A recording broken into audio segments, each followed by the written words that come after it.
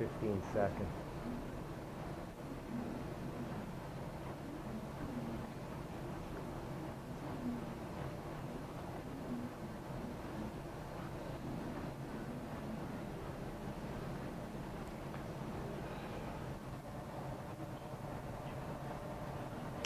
Okay, this is the kill it.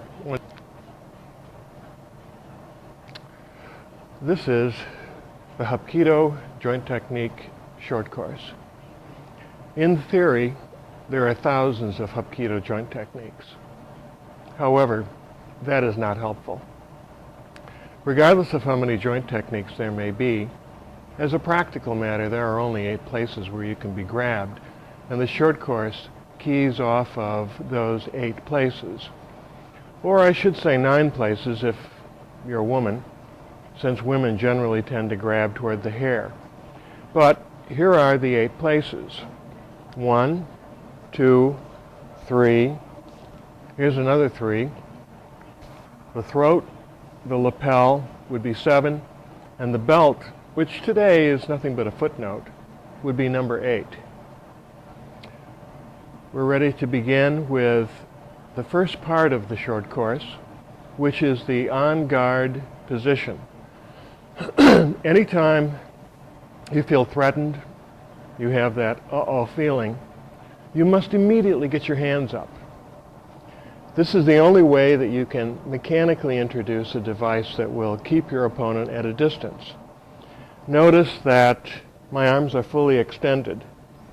This is not a good defense. This allows your opponent to creep in so that he'll have an opportunity to strike you. Kill it for a second.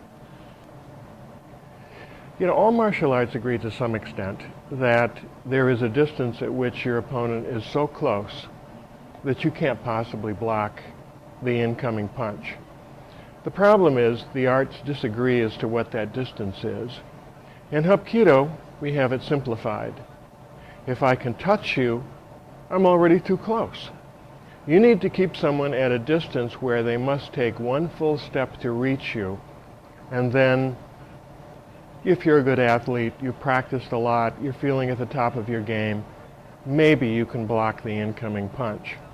But if you're going to let someone creep closer and closer until they can touch you without having to take one step, you have no defense at all. Whoever goes first will win.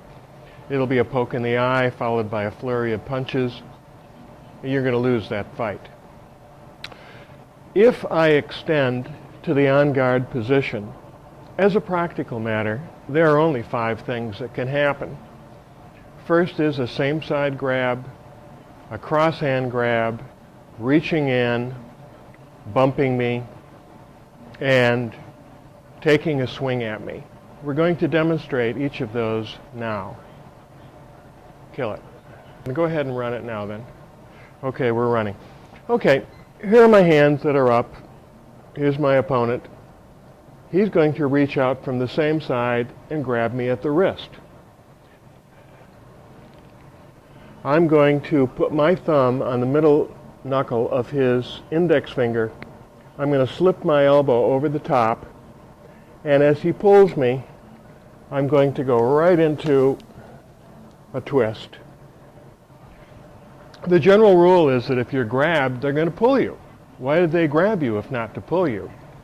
But based on that 1 in 100 that is going to grab you and not actually pull, it doesn't change a thing. Even if he grabs me and there's no pull, all I've got to do is take my cover position, slip my elbow over the top, and do an armbar. The next position is, the next technique is, he's going to grab me from the cross hand.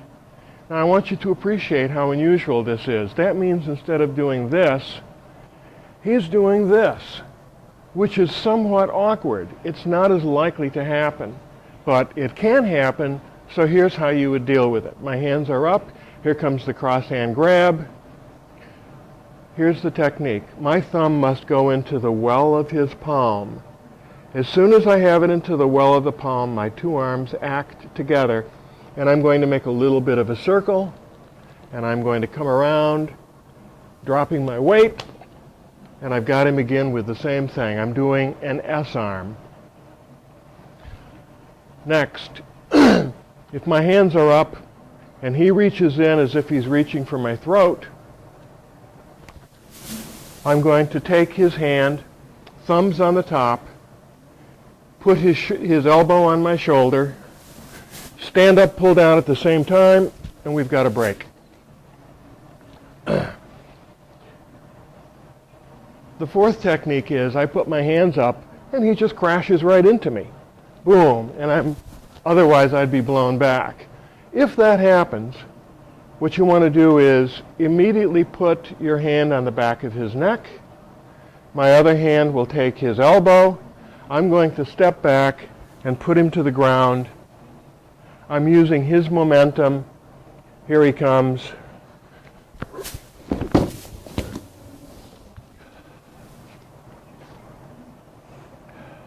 Finally, the last technique for on guard is I have my hands up. He's intent upon taking my head off. What he's going to do is just throw a haymaker. And here it comes.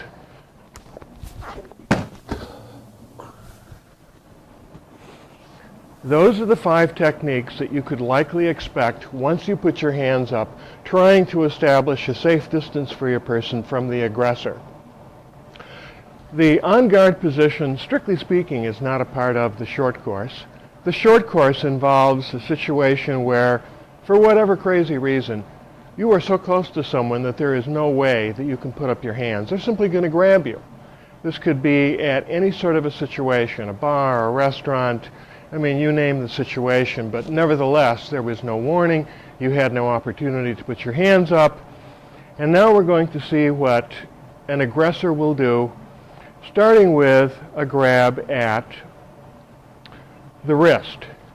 If he's going to grab my wrist, as a practical matter, there are only 4 possibilities. The first, he grabs me, and the characteristic bent elbow is the identifier for this technique. He grabs, he pulls, often with a fist, a shaking finger. Nevertheless, this is what I'm going to defend against. And we're going to have to do it from more than one angle so you can see what it is that I'm actually doing. So here he is. He's coming in on me, and he's going to grab my wrist. Go. You see what I'm doing? I'm sliding forward. Left hand grabs, left foot slides forward. Here comes the technique.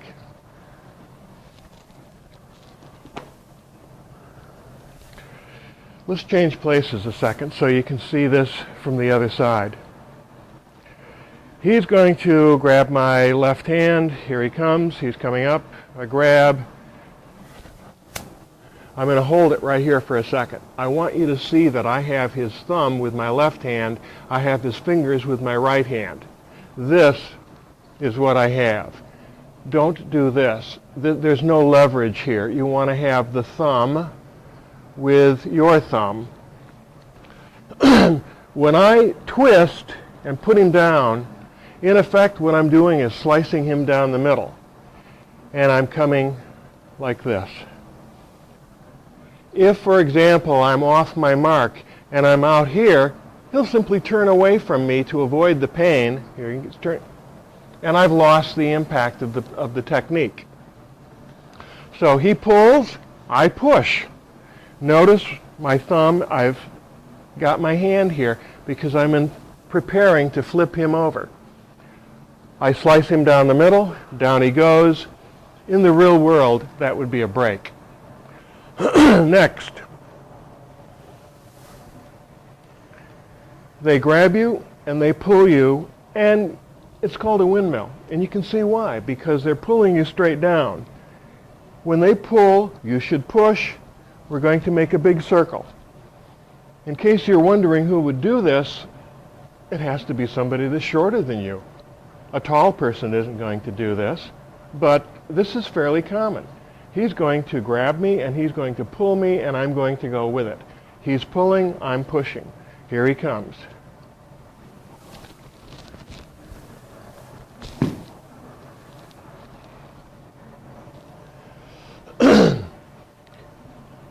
it's hard to do this with just one step.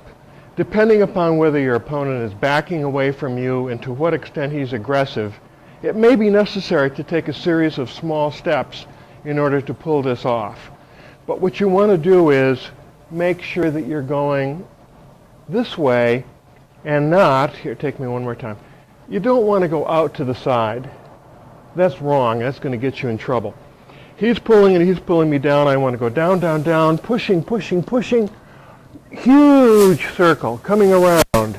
I happen to end up this time with an arm bar. His arm is straight, but it could quite easily have been a bent arm.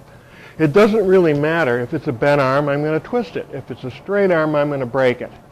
Why? Because the rule is you twist a bent arm, you break a straight arm. Twisting a straight arm doesn't hurt. There is no reason to do it. It's an error. Next, they'll pull you, and you'll know that this is the move because your palm will pop up. And as your palm pops up, you're going to make a circle, and you're going to into his body.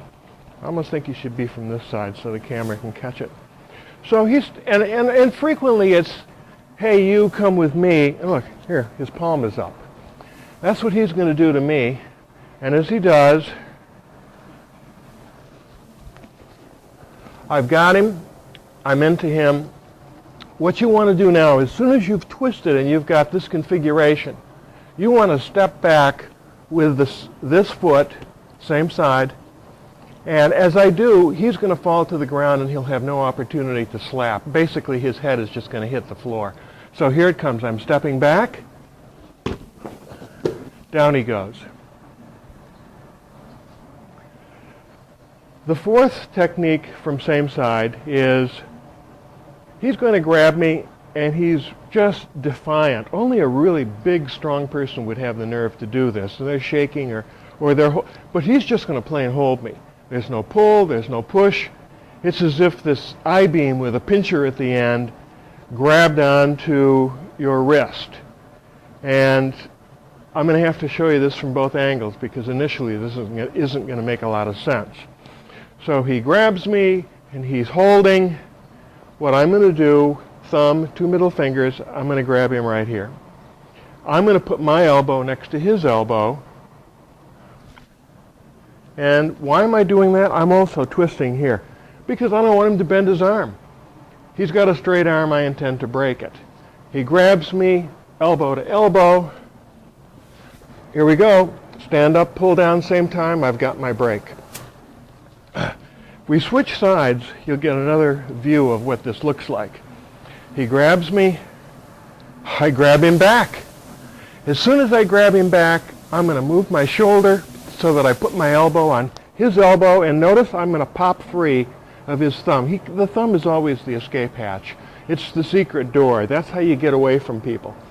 As soon as I've got my elbow on his elbow, I'm going to come around and I'm pulling, pulling, pulling, pulling, pulling. He's now on top of my shoulder. Stand up, pull down. I've got my break. That concludes same side at the wrist. Let's go one step